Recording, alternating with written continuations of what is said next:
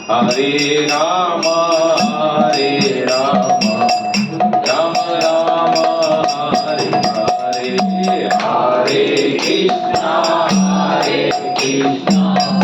कृष्णा कृष्णा हरे हरे, हरे राम राम राम हरे हरे। हरि बोल हरि बोल हरि बोल, निताय हरि बोल हरि बोल, हरि बोल हरि बोल। श्री राधा श्याम सुंदर भगवान की जय। गौर प्रेमानंद हरि। ओम नमो भगवते वासुदेवाय, ओम नमो भगवते वासुदेवाय, ओम नमो भगवते वासुदेवाय, ओम नमो भगवते वासुदेवाय, ओम नमो भगवते वासुदेवाय, ओम नमो भगवते वासुदेवाय। ज्ञानतिमिरन्धस्य ज्ञानाञ्जनशलाकया चक्षुरुन्मिलितं येन तस्मै श्रीगुरुवे नमः। श्रीचैतन्यमनोभीष्टं स्थापितं येन भूतले स्वयं रूपं कदा मह्यं ददाति स्वपदान्तिकं। वन्देऽहं श्रीगुरु श्रीयुतपदकमलं श्रीगुरून् वैष्णवांश्च श्रीरूपं साग्रजातं सद्गुरुनाथानितं तं सजीवम् साद्वैतं सावधूतं परिजनसहितं कृष्णचैतन्यदेवं श्रीराधा कृष्णपादान् च सद्गुरुमिता श्रीविशाखान्वितान् च। हे कृष्ण करुणा सिन्धु दीनबन्धु जगत्पते गोपेश गोपिका कान्त राधा कान्त नमोऽस्तुते। तप्त काञ्चन गौरङ्गी राधे वृन्दावनेश्वरी वृषभानुसुतं देवी प्रणमामि हरिप्रिये। वाञ्छाकल्पतरुभ्यश्च कृपा सिन्धुभ्येव पतितानां पावनेभ्यो वैष्णवेभ्यो नमो नमः। जय श्री कृष्ण चैतन्य प्रभु नित्यानंद, श्री अद्वैत गदाधर श्रीवासादि गौरभक्तवृंद। हरे कृष्णा कृष्णा कृष्णा हरे हरे, हरे राम राम राम हरे हरे, हरे कृष्णा कृष्णा कृष्णा हरे हरे, हरे राम राम राम हरे हरे, हरे कृष्णा कृष्णा कृष्णा हरे हरे, हरे राम राम हरे हरे। कृष्णाय वासुदेवाय देवकी नंदनाय च नंद गोपकुमाराय गोविन्दाय नमो नमः, गोविन्दाय नमो नमः, गोविन्दाय नमो नमः। हरे कृष्णा। हम लोग कहाँ पर थे लास्ट टाइम? भागवत कथा में शायद 2-3 संडे उसके बाद में चले गए हमारे। हाँ, आजामीची कथा समाप्त झाली होती. आजामीच्या कथेतून आपण काय शिकलो? भगवंताचं नाव केवळ एकच आहे. भगवंताचं नाव जे जीवाचं कल्याण करू शकतं, त्याच्यापेक्षा दुसरा कोणताच पर्याय आपल्याला, हरे कृष्ण, कोणताच पर्याय आपल्याकडे नाही. त्याच्या पुढे सुखदेव महाराज परीक्षित महाराजांना ध्रुव महाराजांच्या वंशाचं वर्णन करतात. आपण ध्रुव महाराजांच्या कथेमध्ये असं ऐकलं होतं, प्रचेतागण जे होते ते तपस्येला गेले होते. इथून सुखदेव महाराज सांगतात ते प्रचेतागण पुन्हा आले, त्यांनी लग्न वगैरे केलं, विवाह झालेला आहे, त्यांच्यापासून संतती निर्माण झाली. त्यांचं नाव आहे दक्ष. दक्षांच्या वंशाचं पुढे वर्णन आलेलं आहे. दक्ष जे प्रजापती होते, आपण याच्या आधी देखील त्यांची कथा ऐकली का नाही? सतीचे वडील दक्ष प्रजापती वर्णन आहे. त्या दक्ष प्रजापती जे होते त्यांनी ही पूर्ण सृष्टी चालवण्यासाठी विवाह संपन्न झालेला त्यांचा. तर त्यांना पहिल्यांदा 10,000 संतती झाली. किती झाले? 10,000. तर 10,000 संतती झाल्यानंतर पहिल्या काळामध्ये कसं होतं की मुलाला किंवा आपल्या संततीला घर गृहस्थ आश्रम मध्ये अगर प्रवेश द्यायचा असेल तर त्यांना त्यांचं पहिलं तपस्याचं बळ वाढवायला लागत होतं. काय करायला लागत होतं? तपस्याचं बळ.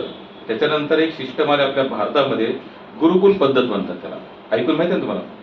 गुरुकुल पद्धत मध्ये काय काय असतं कोणी कोणी ऐकलं आतापर्यंत की गुरुकुल पद्धत मध्ये कशा प्रकारे शिकवलं? माताजी आपको मराठी समझ में आ रहा है? नहीं, आता मैं बात कर सकता हूँ हिंदी में, ऐसी प्रॉब्लम नहीं। देखिए हमारे भारत में एक ऐसी सिस्टम थी पहले, यानी कि अगर बच्चों को घर गृहस्थी जीवन में अगर उसको जाना है तो उसके पहले उसको कहाँ भेजा जाता था? गुरुकुल पद्धति। तो वहां पर क्या सिखाया जाता था? तपस्या, त्याग, निष्ठा, ये जितने भी सत्वगुण वाले स्वरूप है वो कहां पर सिखाए जाते थे? घर में सिखाए जाते क्या? घर में हमारा बच्चा 7, 8, 9 बजे तक उठता ही नहीं। शुरुआत तो यहाँ से, आगे वो तपस्या क्या खाक करेगा? गुरुकुल में आज भी, ऐसे भारत में आज भी गुरुकुल है जहां पर बच्चों को 4 बजे उठाया जाता है। कितने बजे? 4 बजे उठाया जाता है। 4 बजे उठाने के बाद 4:30 बजे तक उसको नाम कीर्तन या फिर हम लोग चांटिंग से जपा करते हैं, उसको नामस्मरण करने के लिए कहा जाता है। फिर हालांकि बड़े बड़े मंदिरों में 5 बजे आरती, कहीं पर 5:30 बजे आरती होती है। तो आरती से लेकर और जब से लेकर आरती तक केवल नामस्मरण करता है। उसके बाद में आरती अटेंड करता है। आरती के बाद भागवत क्लास, जिस तरह से अभी हम लोग जो भागवत क्लास या भगवद गीता का क्लास है उस बच्चों को सुनाया दिया जाता है। फिर उसके बाद में मंदिर का जो शेड्यूल है उसके अनुसार उसका जीवन यापन होता है। और उसके आज के जितने भी गुरुकुल है भारत में उसमें मटेरियल यानी कि जो भौतिक शिक्षा जो हम बाहर जो हमारे बच्चों को देते हैं ना, A for B for ball, तो वहां पर कोई शिक्षा होती है, लेकिन A for Arjun, B for Balram, C for Chaitanya, D for Damodar. हमारे यहाँ पर उल्टा है। अब ए फॉर एप्पल ये सीखने की चीज नहीं, क्योंकि आप बाजार में जाओगे आप तो पूछेंगे भैया ये क्या है, तो भैया आपको सामने से बता देंगे क्या है, एप्पल। खिलौने की दुकान में जब आप बोले गोल वस्तु, आपको बोले ये क्या है, दुकान वाले क्या बोले ये बॉल है। तो स्कूल में सीखने की जरूरत, वो तो आपको ये संसार आपको ऐसे भी सिखाते रहने वाला है, आप चाहे सीखो या ना सीखो। ये तो लेकिन सीखने जैसी चीज कौन सी है? भगवान का संकीर्तन, भगवान का भजन, या फिर भगवत सेवा में हमको किस तरह से हम लोग को जीवन यापन कर सकते हैं, वही सीखना है। मैं आज भी आपको कितने ऐसे बच्चे बताता हूँ जिन्होंने स्कूल के आगे पीछे भी नहीं गए, लेकिन आज भी उनके हाथ में उन्होंने पावर, पैसा, धन, ऐश्वर्य, प्रतिष्ठा सब कुछ उनके हाथ में आज भी मैनेज किए हुए। कितने सारे लोग हैं बताइए। भारत में बहुत उद्योगपति जितने भी है फिलहाल आज के समय वो सब कैसे हैं? सब ऐसे ही, कोई 7वीं, कोई 10वीं, कोई 12वीं तक। अजीम प्रेम जी 8वीं तक ही सीखे हैं। आज उनके अपने जीवन का जितना भी धनराशि हो इकट्ठा, विप्रो कंपनी जानते हैं विप्रो, उनके मालिक अजीम प्रेम जी केवल 8वीं क्लास तक वो पढ़ सके, आगे गए नहीं। धीरूभाई अंबानी केवल 7वीं क्लास पढ़े, वो वहां से आगे। बहुत सारे लोग ऐसे हैं कि जिनका आज भी एजुकेशन से कुछ लेना, लेकिन उनके अंडर में आज MBA, इतने बड़े बड़े पोस्ट में जो ग्रेजुएशन करके यानी कि अच्छे अच्छे पोस्ट लेकर उनके हाथ के नीचे आज वो क्या कर रहे हैं, काम कर रहे हैं। फेसबुक के मालिक थे, कौन बड़ा? ते सर्व मार्क झुकरबर्ग जे होते ते पूर्ण उद्ध्वस्त झाले होते, सब खत्म हो चुका था, उनको कुछ नहीं बचा था उनके पास। तो उनके दोस्त थे एप्पल कंपनी के मालिक, कौन प्रभु? एप्पल के मालिक कौन? स्टीव जॉब्स, बराबर। एप्पल कंपनी के मालिक के पास वो गए, जुकरबर्ग ने कहा भैया देखो मेरा पूरा दिवाला निकल चुका है, मैं क्या करूं, या फिर मेरा माइंड काम नहीं कर रहा है। तो उन्होंने कहा कि मैं एक बार भारत गया था, मैं एक बार हाँ मैं एक बार भारत गया था, और भारत में ऋषिकेश की तरफ, उत्तराखंड की तरफ एक बाबा नीम करोरी करके एक महात्मा से मिला। बाबा नीम करोरी, आज भी उनकी समाधि वृंदावन में है। उनके अंदर हनुमान जी का आवेश आता था, ये फ्रॉड नहीं था। आज भी काफी लोगों के अंदर आवेश आते हैं। जैसे मैंने फेसबुक पर एक उस दिन एक वीडियो देखा, एक माता के शरीर में ऐसी दीवी आई, वो नाच रही थी, कुत्ते के झुंड आया, तुरंत उसके शरीर में से दीवी भागे और वो भागने लगी। कुत्ते का झुंड आया, उसने देखा झुंड अभी टूट पड़ेगा, दीवी बाहर निकल गई अपने घर की तरफ। तो ये आवेश किसी काम के नहीं। और हम लोग क्या होते हैं कि ऐसे आवेश को बलि चढ़ जाते, वाह वाह कर देते हैं। कितने, आज तो सुबह मैंने देखा कि एक बाबा है, नीचे से अग्नि लगी हुई है, ऊपर तवा है लोहे का, और बाबा उस पर बैठे चिली पी है, और काफी लोग उनके जाके, ये सब फ्रॉड है। अरे चमत्कार देखना, इनको देखो ना, चमत्कार देखना तो सूरज को देखो, जिन्होंने बनाया चंद्रमा को देखो जिन्होंने बनाया, 7 समुद्र को देखो, इतना पानी है, इतना बरसात है, हजारों नदियां वहां जाकर मिलती है, इतना कितना कितना पानी उस दरिया के अंदर चला जाता है, लेकिन वो अपनी सीमा को लांघ कर उसको मैनेज कौन कर रहा है? क्या हमारा पूरा ब्रह्मांड, हम जहाँ बैठे अभी भी कैसे हो रहे यहाँ पर घूम रहे, लेकिन फीलिंग हो रहा है किसको? किसी को फीलिंग नहीं हो रहा है। अगर होगा तो हमको ना नींद आएगी ना कुछ कर पाएंगे। तो इसको कौन घुमा रहा है? अगर चमत्कार को ही नमस्कार करते हुए भगवान की अनुभूति करनी है तो भगवान कृष्ण स्वयं भगवद गीता में बताते हैं, मया दक्षिण प्रकृति सुईति सचराचरम। अर्जुन है पूरे प्रकृति का मालिक मैं। आप लोगों ने कभी सुना कि दरिया ने अपनी सीमा लांघी करके? अमावस्या के दिन उसमें क्या होती है? आहुति आती है, अंदर चला जाता है। पूर्णिमा के दिन उसको भरती आती तो बाहर आता है। लेकिन वो एक सीमा तक ही अंदर जाता है और एक सीमा तक ही, उससे ज्यादा ना वो अंदर जाता है ना उससे ज्यादा वो। तो इसको मैनेज करने वाला कौन होगा? भगवान ही होगा। तो वो फेसबुक के मालिक कहाँ चले आए? हमारे भारत में आए, बाबा नीम करोड़े के पास। आज भी कैंची धाम कहते हैं उसका, आप तो फेसबुक पर डाल के देखना, उत्तराखंड में कैंची धाम, कैंची उस धाम का नाम है। यानी कि वो जहाँ पर रहते अभी वो धाम बन चुका है, क्योंकि संत जहाँ जाते हैं वो भी जगह कोई साधारण नहीं रहती। वो वहां पर आए और वहां पर आने के बाद उनको थोड़ा सा सेटिस्फेक्शन महसूस हुआ। कौन सा सेटिस्फेक्शन महसूस हुआ? देखो, एक होती है आत्मग्लानि और एक होती है आत्म शांति। हम सभी लोग आत्मग्लानि के कारण डिस्टर्ब हो चुके हैं। हमें कहीं पर सुख मिल ही नहीं रहा है, क्योंकि हमने सुख का जो टारगेट है, हमने हमारा माइंड जो सेट किया ना, सुख बोले तो कौन सी चीज में? जो चीज हमारे पास नहीं है और संसार उसका भोग कर रहा है लेकिन मेरे पास नहीं है, वो होने की आएगी तब मैं जाकर। हम लोगों ने क्या किया हमारे माइंड में? मैं कल एक भजन सुन रहा था, सुनते बाद निर्धन नहीं, निर्धन कहे धन। देखो एक्चुअली उसकी चाल मला आता येत नाही, पण ते भजन अशा प्रकार आहे। एक निर्धन है, निर्धन कहता है कि धनवान सुखी है, धनवान कहता है कि मैं सुखी नहीं हूं, वो तो राजा सुखी है, राजा कहता है मैं सुखी नहीं हूं, तो भगवान इंद्र सुखी है, इंद्र कहता है मैं सुखी नहीं हूं, सुखी तो कौन है? श्री राम सुखी है। और श्री राम कहते हैं मैं भी सुखी नहीं हूं, वो तो संत सुखी है। और संत तो क्या कहते हैं आगे? मैं भी सुखी नहीं हूं, जो संतोषी है वही सुखी है। केवल एक कपड़े पहनने से आपको सुख नहीं मिलेगा, तिलक लगाने से, कंठीमाला डालने से, इससे आपको कुछ नहीं मिलने वाला। जब तक आपको संतोष प्राप्त नहीं होता ना, संतोष इसलिए सेटिस्फेक्शन जिसे कहते हैं, वो नहीं मिलेगा ना, आप हमेशा डिस्टर्ब ही रहोगे। कैसे रहोगे? वो यहाँ पर आए और वो जब नीम करोड़े बाबा जी के साथ में रहने लगे, उन्होंने देखा, शायद उस समय बाबा जी नहीं थे, लेकिन उनको ऐसा एक प्रसाद मिला, एप्पल वालों को जो प्रसाद मिला था, एप्पल को है ना, उसका जो लोगो है ना, वो कहाँ से किया पता है? उन्होंने नीम करोड़े बाबा ने उनको एप्पल का प्रसाद दिया था। एप्पल कंपनी के मालिक जो, कभी आप हिस्ट्री कभी चेक कर लो, फेसबुक व्हाट्सअप यही, उसमें भी उल्टा सुल्टा मत देखते रहो। कुछ ऐसी भी बहुत सारी घटनाएं कि जिससे हमारा विश्वास, आध्यात्मिक पावर बढ़ती है। तो नीम करोड़े बाबा ने एप्पल वालों को वो एप्पल दिया था, तो उन्होंने सोचा कि बस यही मेरा लोगो होगा। आज भी एप्पल हम देखते कि सबसे महंगे जो ब्रांडेड कोई भी चीज होगी तो एप्पल की है।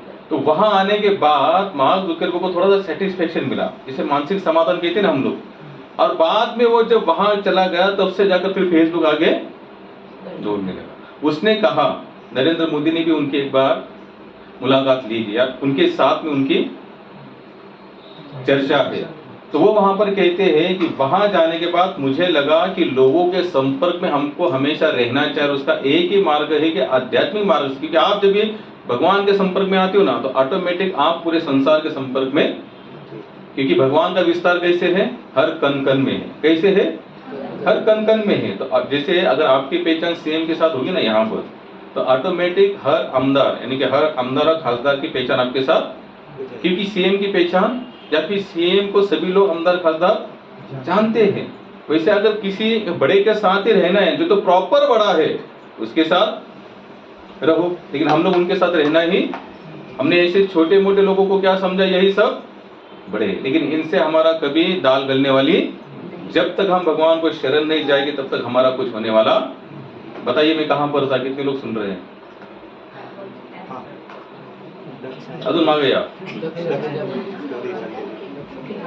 दक्ष प्रजापतीचं लग्न झालेलं आहे, त्यांना 10,000 संतति झालेले आहेत आणि तब दक्ष प्रजापति क्या कहते हैं कि अपने 10,000 संतति को पहले ये बताते हैं अगर आपको घर गृहस्थी में आना है तो आप पहले जंगल में जाकर साधन भजन पूजन करना, तपस्या करना, एक बल करना, आत्मनिष्ठता आपको प्राप्त होनी चाहिए, तभी जाकर आप यहाँ पर कुछ कर पाएंगे।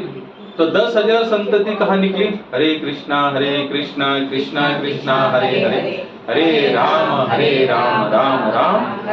तो 10 की 10,000 संतति कहाँ गई है अभी?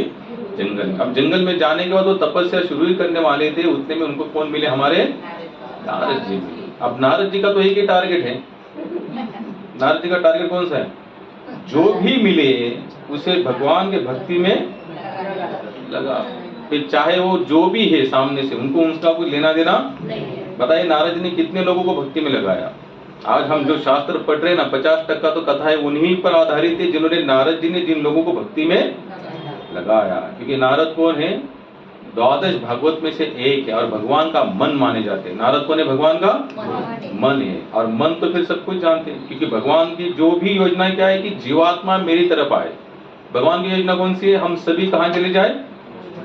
भगवान की तरफ चले। इसलिए भगवान गीता में कहते हैं ममेवांशो जीवलोके जीवभूत सनातन, प्रत्येक जीव मेरा अंश है और उसे मेरे पास ही आना पड़ेगा। जब तक हम यहाँ नहीं जाएंगे तब तक हमें यहाँ पर सुख मिलने वाला। हम दिन प्रतिदिन हमारी योजनाएं बदलती रहेगी सुख की, लेकिन एक बार आप यहाँ आएंगे ना, एक ही योजना बनेगी आपकी, भगवान मेरे है, मैं भगवान का द एंड, बस बाकी कोई योजना। क्योंकि आप जान सकोगे कि इसी योजना के माध्यम से मैं पूर्ण को प्राप्त होऊंगा या फिर मुझे वहीं से सेटिस्फेक्शन प्राप्त होगा। तो नारद जी उनको मिले, बोले आप कहाँ जा रहे हो, यहाँ क्या कर रहे हो? तो उन्होंने कहा हम दक्ष की संतानें हैं और हम यहाँ पर तपस्या करेंगे और तपस्या करने के बाद बल प्राप्त करेंगे और बाद में घर गृहस्थी जीवन में आगमन करेंगे। तो नारद जी कहते हैं कि बल प्राप्त करने की क्या जरूरत है? घर गृहस्थी तो बिना बल के भी लोग क्या कर रहे हैं? आहार निद्रा मैथुन वचन, वही तो कर रहे हैं। इसके लिए कौन सी तपस्या लगती है? खाने के लिए कोई तपस्या है क्या? देखी जाए तो है। ये मीन्स कौन सी? क्या खाना चाहिए, क्या नहीं खाना चाहिए। कुछ भी खाओगे तो तपस्या थोड़ी है।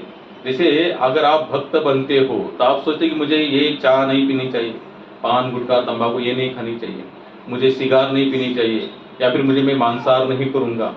ये क्या है? फिर आपकी तपस्या ही है। अगर आप तप के माध्यम से अगर जीना, देखो जैसे खाएंगे वैसे हमारा, और ये सभी लोगों ने मान्य किया है। यहाँ तक कि जो भगवान को नहीं भी मानते ना, जैसे हम साइंस कहते, तो साइंस ने भी इस चीज को मान्य किया है, जो खाएंगे जैसा खाएंगे अन्न वैसे बनेगा मन। आप देखना जो क्रूर, जो केवल मांसाहार करते हैं उनका नेचर है, उनके साथ में कभी आधे 1 घंटे केवल बैठ के देखना, काट छाट मार धाड़ यही उनके मुंह में होगा और कुछ। और आप किसी अच्छे भगत के साथ में बैठना, देखना बोले चलो ठीक है यार छोड़ दो, क्या करना है, उसके कर्म से वो जिएगा, हम हमारे कर्म से जिएंगे। ये फर्क होगा। और एक किस कारण फर्क है? केवल अन्न के कारण, केवल पवित्र ते अन्न चिंतने हरि भोजने चिंतने, वही अन्न हमारा पवित्र है जो हरि के भोजन में या फिर हरि के भजन के माध्यम से हम उसको प्राप्त करेंगे। तो नारद जी ने कहा, क्या कहा कि इसलिए तपस्या करनी जरूरी है। अगर तपस्या करनी है तो किसके लिए करो? स्व उद्धार के लिए, अपने उद्धार के लिए। अपने आपला करा विचार तारा व्यापार बहुत सिद्ध। आप अपने उद्धार के लिए तपस्या करो, भोग करने के लिए कोई तपस्या करने की जरूरत। मुझे बताइए डिस्कवरी चैनल कितने लोग देखते हैं? कभी देखा करना, जरूर देखना, आधे घंटा या 1 घंटा दिन में या फिर 2 दिन में एक बार। वो जो जानवर है ना, जानवर, वो भोग करने के लिए उनकी कोई तपस्या नहीं है। आपने देखा कि कुत्ते ने बहुत सारी तपस्या की एक पैर पर खड़े होकर भोग करने के लिए ना, वो बराबर अपने समय के अनुसार उसको भोग के प्रति लालयता होती है, लालसा निर्माण होती है और अपने जीवन में भोग प्रधानता को ही जीवन मानकर अपना जीवन, एकमात्र मनुष्य ऐसा प्राणी है तो ये समझ सकता नहीं इसके अलावा भी मेरा कोई जीवन है। तो नारद जी कहते हैं भाई अगर तपस्या करनी है तो भगवान को पाने के लिए तपस्या करो। तपस्या अगर करनी है तो भगवान को पाने के लिए करो। और देखा जाए तो संसार में हम सभी लोग तपस्या ही कर रहे हैं। सभी लोग पंचवटी यहाँ से निकल के सुबह 7 बजे और 10 बजे 10:30 बजे वीटी छोड़ती हो CST, और यहाँ से जॉब के लिए लोग जाते हैं, क्योंकि मैं तो जाता आता रहता हूँ, मुझे पता है। और वही पंचवटी रात को 7 बजे वहां से भरकर निकलती है, शाम को रात को यहाँ पर 9:30 10 साढ़े 10 बजे यहाँ पहुँचते। आप सोचना जो बंदा घर से अगर 7 बजे की ट्रेन अगर उसको पकड़नी है तो कम से कम उसको 4 या 5 बजे तो उठना पड़ेगा। अगर वो 5 बजे भी उठता है और चला जाता है स्टेशन पर, और रात को अगर 10 बजे यहाँ ट्रेन आती है उसकी, तो घर में पहुँचते पहुँचते 10:30 11 तो बजता होगा। फिर प्रसाद खाना खाते खाते 12 बजे। सुबह उसको 5 बजे उठना है, रात को 12 बजे सोना है। कितना समय सोया हो केवल? ये तो भगवत गीता रिकॉर्ड ब्रेक हो गया। इतना तो कहते कम से कम 6 घंटा तो सोना चाहिए भगवान को पाने के लिए, लेकिन ये बेचारा भोग करने के लिए कितना घंटा सो रहा है? 5 ही घंटा सो रहा है बेचारा। अब पता नहीं, बच्चे तो कहते भी होंगे कि पिताजी हफ्ते में एक ही बार हमें दिखते, संडे के दिन। बाकी बच्चे उठने से पहले पिताजी स्टेशन पर, और बच्चे सोने के बाद पिताजी घर पर। संडे के दिन खाली तो फिर पिताजी कब आए तुम? बस मैं रात को यार। तपस्या बहुत बड़ी तपस्या है, लेकिन शिला प्रभुपाद कहते थे अगर इसमें से केवल 50%, कितनी 50% अगर भगवान को पाने के लिए प्रयास करो तो शायद भगवान आपको मिल जाए। तपस्या कम नहीं संसार में। कभी खुद को देख लेना, कभी आईने में हम कितना, या फिर थोड़ा सोचना है कि मेरा जीवन कैसे बीत गया, क्या किया और क्या मैंने पाया। समझ में आएगा कि हमने ना कुछ किया है ना कुछ, क्योंकि जाते समय हमारा पूरा लेखा जोखा ब्लैंक होगा, खाली, उसमें कुछ लिखा ही नहीं। यानी कि शुरुआत जब स्कूल शुरू हुआ, जो हमने नोटबुक ली, केवल हमने नाम डाल दिया, हमारा हमका तमका नाम डाल दिया, स्कूल का नाम डाल दिया, हम जहाँ जिस स्टैंडर्ड में है उसका नाम डाल दिया, बाद में कोई पेज लिखा ही नहीं, और अंत में जब स्कूल कहेगा भाई जो जो कुछ लिखा है मुझे बताओ, तो क्या करोगे हमने? फिर उसमें बैठो, और उसमें बैठेंगे लोग। तो यहाँ तक बच्चे भी यहाँ तक बोलते हमें बहुत, हमारे स्कूल से बहुत प्रेम है, हमारे स्टैंडर्ड से हम लोग उसी में रिटर्न बैठ रहे हैं, है कि नहीं? 12वीं परीक्षा झाली ना? जय हो। हमको वही सीखना है। नारद जी ने कहा अगर तपस्या करनी है तो केवल भगवान को पाने के लिए करो, बाकी तपस्या करने की जरूरत, क्योंकि जो नेचुरल है, यानी कि जो प्रकृति ने जो भोग दिए उसको तो हम तो अपने आप भोगेंगे। शिला प्रभुपाद हरे कृष्ण आह्वान बुक है, उसमें बहुत अच्छा लिखते हैं। बोले आज लोगों ने भोग करने के लिए कितनी सारी योजनाएं बनाई है। आप मुझे बताइए जितनी भी योजना संसार में है, कौन सी योजना ऐसी जो आपको त्याग सिखाती है? एक योजना ढूंढ के बताओ, एक योजना कि जिसमें आपको ये त्याग सिखाया जाता है। आपको हर योजना में केवल आपका केंद्र बिंदु क्या है? भोग, भोग और भोग, दूसरा कोई केंद्र बिंदु नहीं है। दूर नहीं। आप सभी लोग टीवी देखते हैं ना, बाहर टीवी बघतो ना? टीवी नाही बघत, फेसबुक, व्हॉट्सअप, टीव्हीचे ते बालक आहेत, बालक। टीवी मध्ये जेवढ्या, टीवी के अंदर जितनी ऐड आती है ऐड, एक ऐड मुझे ऐसी बताना जो शरीर के भोग के ऊपर बनाई गई है। खाने की हो, सोने की हो, या जो चीजें हम देख रहे चीजों भोगने की हो, इन सब का टारगेट क्या है? शरीर को सेटिस्फेक्शन मिले। किसको? और शरीर के माध्यम से हम भोग ही भोग सकते हैं, बाकी कुछ नहीं कर सकते। आत्म तत्व के माध्यम से हमें कहीं पर शायद भगवान के प्रति हमारी लालसा जागृत हो, दूसरा कोई हमें सहयोग सपोर्ट नहीं है। तो नारद जी ने कहा तपस्या अगर करनी तो केवल भगवान को पाने के लिए करना। इतना कहकर नारद जी चले गए, और वो 10 के 10,000 दक्ष की संतानें भगवान की सेवा में लग गई। बाद में उधर गई नहीं। दक्ष को पता चला कि मैंने 10,000 संतति जो भेजी थी तपस्या करने के लिए, उनके नारद जी ने उपदेश देकर क्या बना दिया? साधु। क्या बना दिया? साधु बना दिया। तो दक्ष बोले कोई बात नहीं, गुस्सा तो हुए थे दक्ष, बोले चलो ठीक है और एक बार प्रयास हम करेंगे। बाद में दक्ष ने 1000 संतति भेजी, फिर उन्होंने भेजी जंगल, बोले जाओ तपस्या करो, तपस्या करके बाद में आओ और फिर संसार को आगे चलाना।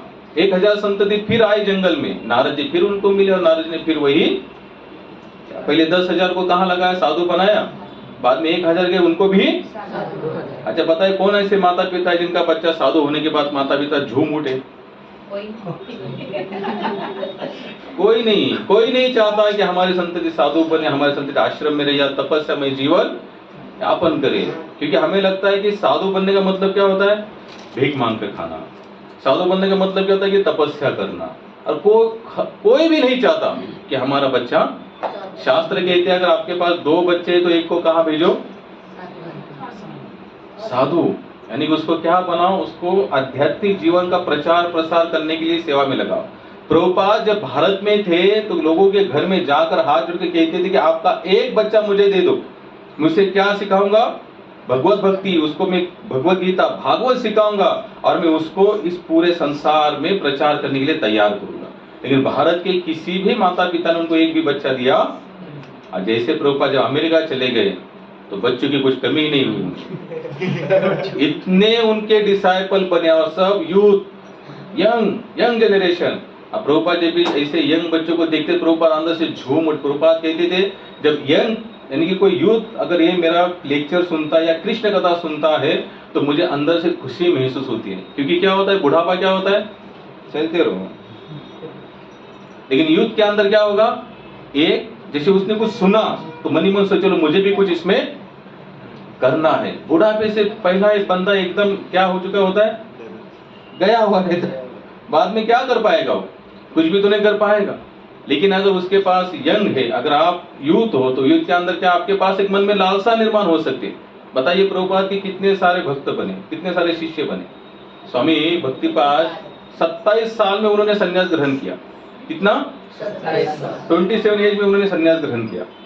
और बाद में उनके तो बहुत सारे ऐसे शिष्य बने। और आज भी हम देखते हैं एकमात्र हरे कृष्ण हरे रामा संस्था ऐसी कि जिसमें आपको कम से कम 60 से 70% केवल यूथ ही मिलेंगे। कैसे मिलेंगे? केवल यूथ ही मिलेंगे। बाद में फिर बुढ़ापे में कोई ऑप्शन नहीं बचता, इसलिए चलो हरि भजन हरि कीर्तन। तुकाराम महाराज म्हातारपणा भरपूर काय बोलतात, कधी गाथा है, कधी तुम्ही नेटवर टाकून बघा। अगर आप कभी नेट पर डालेंगे तुकाराम महाराज के ऐसे डालना,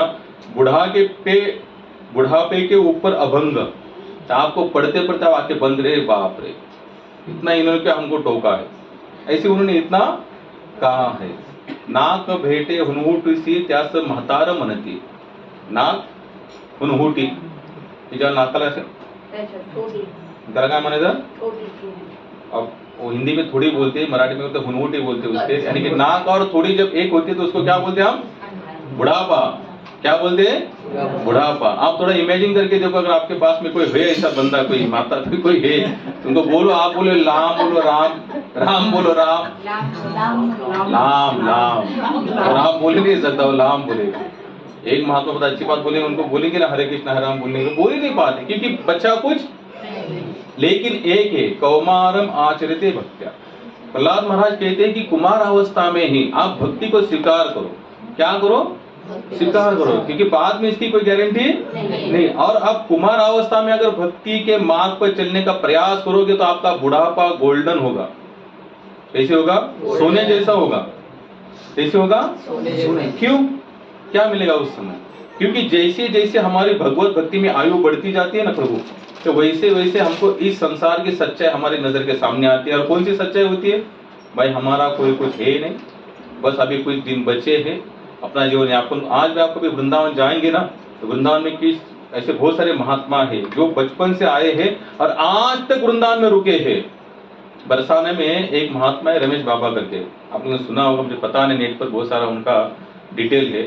16 साल की एज में वृंदावन आए थे। कितनी साल की एज में? 16 साल। और आज कम से कम उनका 80 के आजू बाजू, 80 के आजू बाजू उनका एज चल रहा है। उन्होंने वृंदावन छोड़ा नहीं, बरसाना छोड़ा नहीं। अपने जीवन काल में 2 बार ही ब्रज के बाहर गए, वो भी केवल भगवत सेवा हेतु गए। आज उनके पास यानी कि उनके शरीर में बहुत बीमारी है। लोग कहते हैं डॉक्टर बहुत 50,000 गाय संभालते हैं, मंथली कम से कम 8 करोड़ रुपए खर्चा है। कितना? 8 करोड़। मंदिर में कोई डोनेशन बॉक्स नहीं है, कुछ नहीं, कहां से आता होगा? सोचिए, कोई कंपनी कोई फैक्ट्री के मालिक नहीं है। राधे राधे राधे राधे राधे राधे राधे राधे यही दिन रात गाते रहते हैं। आज 8 करोड़ बिना मांगे वहां से पैसा आता है। जितनी भी गैया आते बोले आने दो, जितनी भी आने दो। जब हमने सुना था 3-4 साल में तो 50,000 थी। अब तो मैंने सुना हमारे प्रभु जी वहां थे बोले कम 70 के 80,000 के आजू बाजू। हम सोच नहीं सकते, एक इंसान का अगर घर में बढ़ता है, एक इंसान पति पत्नी 2 बच्चे, हम 2 हमारे 2 के बीच में एक बढ़ गया तो 2 दिन में खटपट शुरू हो जाती है। पता नहीं कब जाएंगे कब आए। हमने लोगों भी कितना, सरकार ने कितना अच्छा दिया, हम 2। और हमारे तुकाराम महाराज में भी एक बहुत अच्छी लाइन थी, एक में का सरकार ने दिया, हम तो हमारा बस खत्म, उसके आगे कोई कुछ हमको देखना नहीं है, किसी को कुछ जानना नहीं है। तो ऐसे नहीं चलेगा। हरे कृष्णा माता जी आगे आइए, माता जी आगे आइए, करण माता जी आगे आइए आप। हरे कृष्णा कृष्णा कृष्णा हरे हरे, हरे राम राम राम हरे हरे, कृष्णा कृष्णा कृष्णा हरे हरे, राम राम राम हरे। तो नारद जी ने गए हुए 1000 बच्चों को कहाँ लगा दिया? भगवत सेवा में, इनको साधु बना दिया। अब दक्ष का जो क्रोध था वो अनावर हो गया। दक्ष का क्रोध क्या हुआ? बोले मैंने जितनी भी संतति जो निर्माण हुई थी उनको नारद ने क्या बनाया? सभी को साधु बना दिया। तो दक्ष ने भी उनको श्राप दे दिया नारद जी को। क्या कर दिया? श्राप। कौन सा श्राप दिया? बोले तुमने मेरे 11,000, पहले 10,000, बाद में 1,000, तो कितने हुई संतति? 11,000 संतति को तुमने क्या किया? भगवत सेवा में लगा दिया, उनको दर दर भटकने के लिए मजबूर कर दिया। मैं भी श्राप देता हूं, तुम भी कभी एक जगह पर रुक नहीं पाओगे, तुम भी दर दर भटकते रहोगे। नारद जी ने कहा इति मस्तु, अगर यही आपकी इच्छा है तो मैं इसको स्वीकार करता हूँ। एक भक्त होता है ना, भक्त, जो भक्त होते हैं उनका प्रॉपर एक ही लक्षण होता है, वो किसी चीज को ठुकराते नहीं है, किसी भी चीज को नहीं ठुकराते। और जो मालिक के अंदर गुण होते हैं ना, वही सेवक के अंदर होते हैं। भगवान कृष्ण ने गांधारी का भी श्राप स्वीकार किया। गांधारी ने श्राप क्या दिया था? जाओ तुम्हारा भी वंश खत्म हो जाएगा। जैसे तुमने हमारे कौरव यानी कि कुरु वंश में जिस तरह से तुमने लड़ाई लगाई, झगड़े लगाए और सब कुरु वंश खत्म हो गया, उसी तरह तुम्हारा भी वंश आपस में लड़कर खत्म हो जाएगा। अब मुझे बताओ कि भगवान को कोई श्राप दे सकता है? लेकिन भगवान ने उसको ठीक है, वही श्राप जैसी की तैसा दुर्वासा ऋषि ने दिया। दुर्वासा ऋषि ने भी कि यादव कुल को श्राप दिया। बोले यादव कुल आप आपस में लड़कर, भगवान चाहते तो श्राप को रोक नहीं सकते थे? क्या नहीं कर सकते थे भगवान? फिर भी भगवान उसी को, अगर कृष्ण राम हर चीज को स्वीकार कर सकते। आप राम की जीवन शैली देखना, भगवान श्री रामचंद्र 14 साल का वनवास को काट नहीं सकते थे,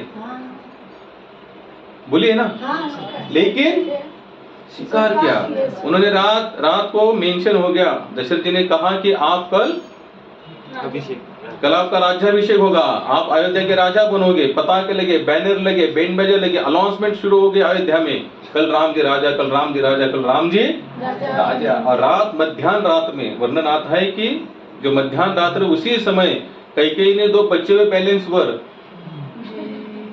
किसने याद दिलाया? वो भी मंत्रा ने। आजकल मंत्रा बहुत है, एक दूसरों को हम लोग याद करवा के, अरे ऐसा किया था तुम्हारे साथ, दे दो अभी उसको टोला। तो मंत्रा ने याद करवा दिया 2 बैलेंस है, मांग लो। एक तो पहला कौन सा वर मांगो?